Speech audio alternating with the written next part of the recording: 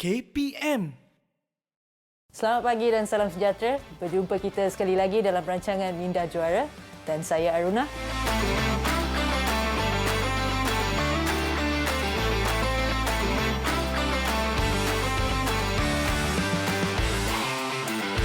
Jom kita ke episod hari ini.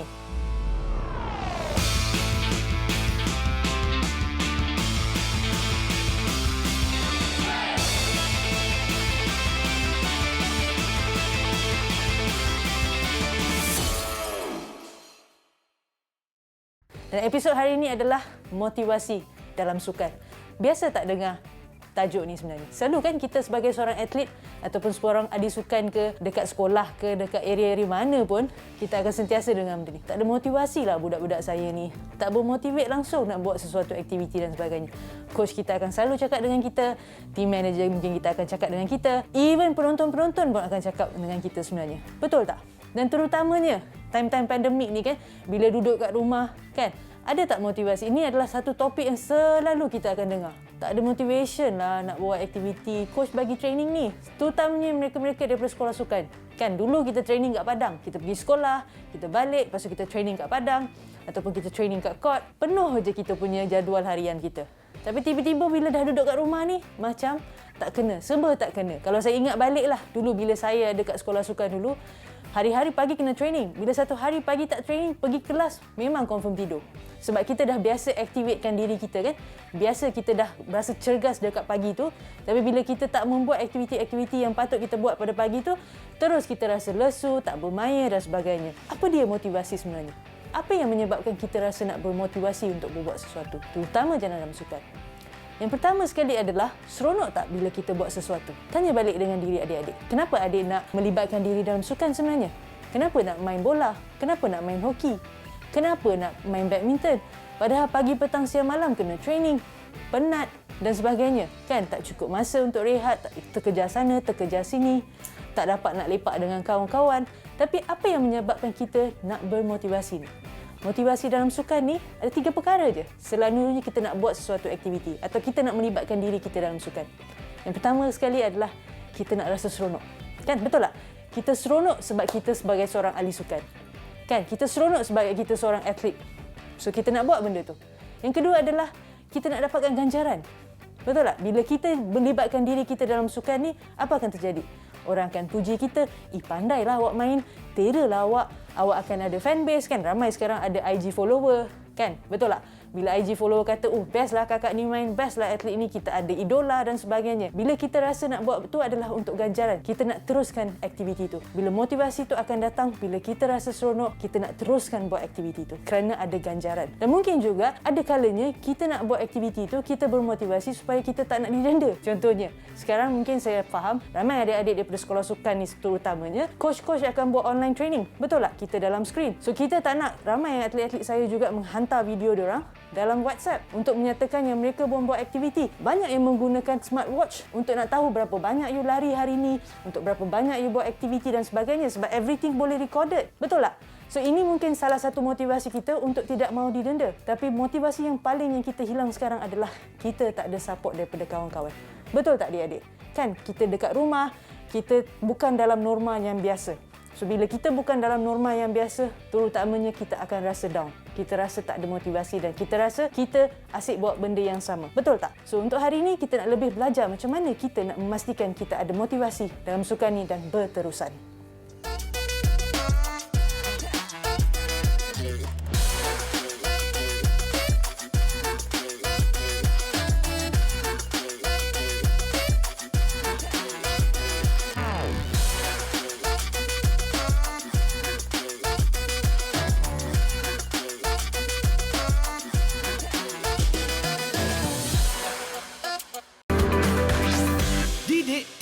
KPM.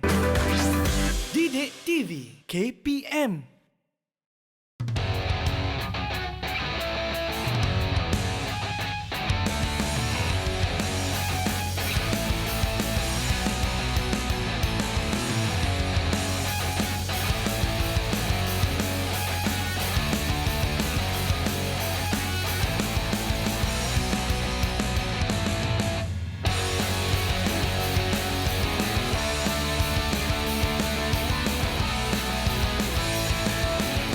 Okey, tadi kita dah tahu kan kenapa kita mungkin tak bermotivasi. Dan untuk sekarang, kita nak tahu tips-tips macam mana kita nak teruskan motivasi dalam time-time pandemik ni. So, kita ada 5 perkara yang kita nak tengok. Selalunya saya akan banyak bagi tips kan. Saya rasa ini akan membantu adik-adik untuk nak dapat follow. Secara saya hanya bercerita, tetapi tips-tips ini dan saya percaya di mana kita akan tengok apa yang kita boleh buat dan apa yang kita boleh kawal. Yang pertama sekali adalah hala tuju. Saya asyik terangkan pasal benda ni kan. Hala tuju. Apa matlamat adik nak buat aktiviti tu? Contoh, sekarang adik ada kat rumah kan untuk pandemik. Adik-adik yang atlet daripada sekolah sukan, negeri ke, negara ke, atlet daripada sekolah ke, tak kisahlah anda atlet daripada mana. Apa yang hala tuju anda? Ke mana anda nak pergi? Of course, kita tak ada competition. MSSM mungkin tak akan berlaku pada tahun ini. Atau siapa yang dah ada MSSM, tahniah, dah habis. Tapi MSSM mungkin tak akan berlaku, kejohanan-kejohanan sekolah mungkin tak berlaku dan sebagainya. Tapi apa hala tuju kita? Balik kepada basic. Mungkin time ini kita nak gunakan untuk meningkatkan tahap fizikal kita. Kita nak gunakan time ni untuk meningkatkan tahap kecergasan minda kita juga. Alright? Yang pertama, hala tuju. Yang kedua adalah di mana intensity. Kita nak tengok intensity training tu. Betul tak? Bila kita rasa nak bermotivasi, maksudnya intensity training tu kena mencukupi. Kalau setakat hanya buat 10 push up, 10 sit up, rasa cukup tak intensity adik tu? Kalau adik memang boleh buat 30, 40, tiba-tiba intensity untuk latihan tu sangat kurang. Alah, sekadar buat sahaja. Maksudnya automatik adik tak akan ada motivasi. Sebab apa? Benda tu tak mencabar pun. Tak menyeronokkan pun. Yang ketiga adalah kegigihan kita. Kenapa kita nak buat benda tu? Betul tak? Asyik-asyik kita asyik tanya, kenapa kita nak buat benda ni? Kenapa kita nak buat aktiviti ni? Contohnya, tanya dengan diri sendiri. Maksudnya kita nak pasti gigih buat aktiviti tu. Kita nak konsisten buat aktiviti tu. Alright? Dan yang keempat adalah tindakan berterusan untuk bermotivasi. Jangan buat hari ni, esok tak buat, lusa buat balik. Tulat tak buat, contohnya. Sentiasa kena berterusan. Sebab kita nak rasa seronok. Kalau adik rasa seronok buat aktiviti tu, buat. Adik rasa dapat ganjaran, buat. Itu yang penting. Dan yang kelima adalah untuk kita nak menunjukkan prestasi kita. Betul tak? Time-time pandemik ni, inilah waktu terbaik untuk kita nak meningkatkan fitness kita contohnya. Buatlah aktiviti yang di mana kita boleh menggunakan body weight. Betul tak? Tak ada banyak equipment kat rumah, tak ada kawasan untuk nak lari. Kita boleh gunakan body weight kita untuk nak menaikkan fizikal kita. So, rasa seronok tak? Rasa tercabar tak? Mungkin adik-adik rasa bosan. Alamak, asyik kena buat seorang je kan? Apa kata kita video call? Apa kata kita Google Meet? Banyak teknologi sekarang ni kan? Untuk kita bersama-sama dan kita kata, okey, hari ni saya nak challenge 40. Berapa banyak engkau boleh buat? Contohnya kita tanya dengan kawan-kawan. Maksudnya kita nak ada fight sesama sendiri. Betul tak? So, ada 5 perkara yang adik-adik boleh gunakan. Pertama, hala tuju, mesti kena gigih. Yang ketiga adalah intensity. Intensity mesti betul. Kalau dah biasa lari 5 km, tiba-tiba kata hari ni nak lari 2.4. Maksudnya boring lah. Lepas tu yang keempat adalah di mana kita nak berterusan. Macam mana nak meningkatkan prestasi ni. Dan yang kelima adalah macam mana kita nak continuous dengan motivasi ni. So, kita akan back to back buat aktiviti-aktiviti ni. So, 5 perkara untuk kita nak terus bermotivasi dalam sukan.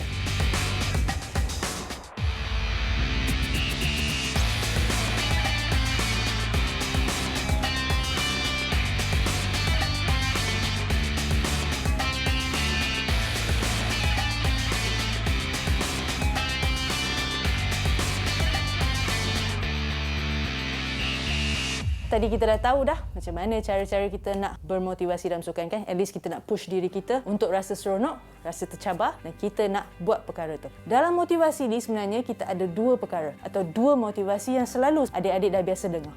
Apa itu sebenarnya? Boleh teka? Yang pertama adalah motivasi extrinsic dan yang kedua adalah motivasi intrinsic. Apa tu extrinsic dan intrinsic? Motivasi extrinsic ni adalah motivasi daripada luaran dan intrinsic adalah motivasi daripada dalaman. Apa tu motivasi dalaman dan luaran? Pernah dengar tak?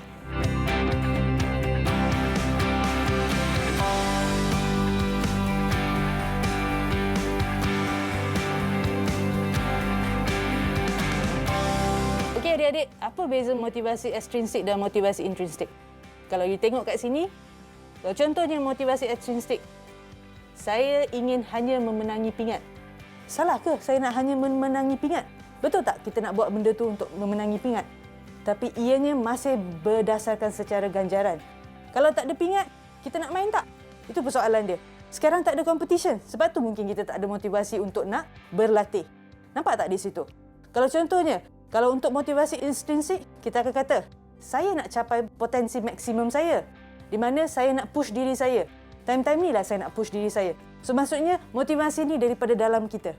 kita nak buat sesuatu sebab ada kelebihan untuk diri kita. Kita rasa puas. Okey? Yang kedua, kata saya hanya ingin nak menjadi ketua pasukan. Tak nak jadi benda lain. So ini maksudnya secara luaran. Maksudnya kita ada ganjaran yang berlaku di situ. Kita jadi famous, orang tengok kita contohnya. Tapi untuk motivasi intrinsik, you rasa nak seronok ketika bermain. Itu yang penting. So nampak tak perbezaan antara intrinsik dan intrinsik? Dan yang ketiga pula, you tengok, kita sertai dalam kejohanan, kita dapat duit. So of course, time-time pandemik ni, tak ada kejohanan, mungkin kita pun tak dapat imbuhan dan sebagainya. Ini daripada luaran. Dan kita tengok intrinsik pula, saya rasa puas dengan prestasi saya. Nampak tak di situ? Sebab dia nak main untuk diri sendiri. Dan yang keempat adalah, saya hanya ingin bermain di hadapan penonton yang ramai. Penonton yang sikit-sikit tak nak main lah. Contohnya you tengok EPL sekarang. Kan? Diorang main di hadapan tiada penonton. Kalau katalah pemain bola sepak Tur Ulung ni dia kata, tidak, saya hanya nak main di depan penonton yang ramai. Boleh ke dia nak main sekarang dalam time-time pandemik ni? Susah kan? So ini pun motivasi ekstrinsik. Kalau kita tengok intrinsik pula, saya ingin memberikan penonton rasa seronok dengan permainan saya. Sebab orang datang tengok saya. Saya rasa seronok kalau dia dapat tengok saya. Dapat bermain dengan baik. Dan yang terakhir adalah, saya bermain untuk mengelak jurulatih marah dengan saya. Saya nak buat aktiviti online ni sebab apa? Nanti supaya jurulatih tak marah dengan saya. Atau untuk yang motivasi intrinsik ni, saya ingin menguasai kemahiran. Time ni lah saya nak buat betul-betul. Sebab saya boleh menangkitkan kebolehan saya untuk bermain. So adik-adik dah nampak beza motivasi ekstrinsik dengan motivasi intrinsik? So adik-adik tanya dengan diri sendiri, di manakah motivasi adik sekarang ni?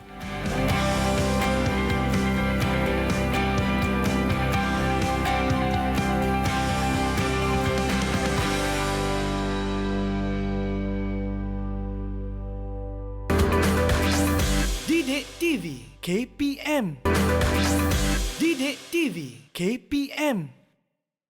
Okey adik-adik, kalau kita dah tengok tadi motivasi intrinsik dan ekstrinsik, sekarang kita nak tengok apa lagi yang kita perlu ada untuk kita memastikan yang kita sebenarnya berdaya saing. Kita ada keazaman yang tinggi untuk nak bermotivasi ni sebenarnya.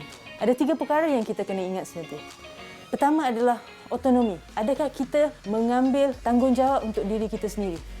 Contohnya, dekat rumah sekarang ni, time-time pandemik, betul tak? Kita coach akan kata, okey hari ni buat larian-larian sekian-sekian. Hari ni buat sekian-sekian exercise. Contohnya dia kata, okey buat burpee, buat push up, buat macam-macam. Dia akan kata, okey hari ni make sure yang you drill bola. You buat aktiviti untuk sepak bola, untuk buat hoki dan sebagainya. Dia dah ada bagi jadual untuk anda. Adakah anda bertanggungjawab untuk buat planning sendiri? Pukul berapa nak kena bangun? Sebab coach dah bagi kepercayaan pada adik. Maksudnya, adik kena ambil tanggungjawab. Itu yang pertama, otonomi. Bila kita ada otonomi, automatically kita akan rasa bermotivasi. Sebab kita apa ada? Kita akan ada jadual untuk kita ikut. Betul kan? Bila kita dah ada jadual, maksudnya kita kata, okey besok pagi nak bangun, kita kena buat ni dan sebagainya. Daripada bangun pagi, tak tahu nak buat apa. So, lagilah kita akan macam melengah-lengahkan masa. Betul kan? So, otonomi itu sangat penting.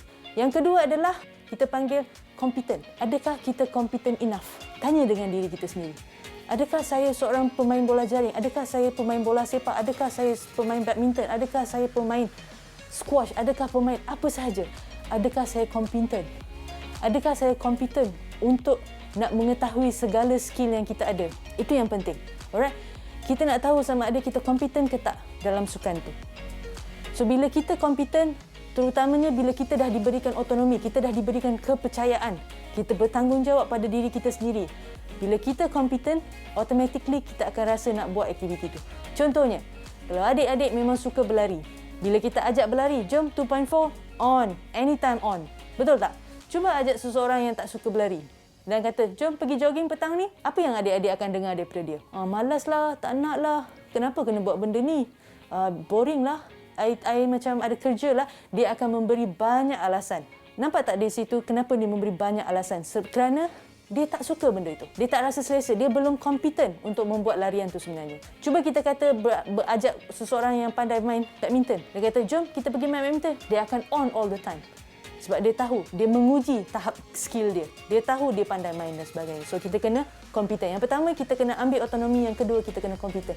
Yang last sekali adalah kita kena ada relateness. Apa tu relateness? Maksudnya kita kena berada dalam golongan yang boleh menyupport kita.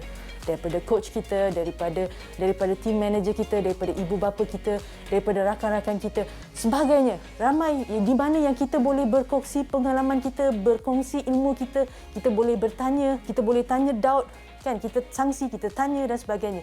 Kita kena createkan benda ni. Bila ada 3 perkara ni, selain daripada apa yang saya maksudkan tadi, motivasi akan automatically akan naik.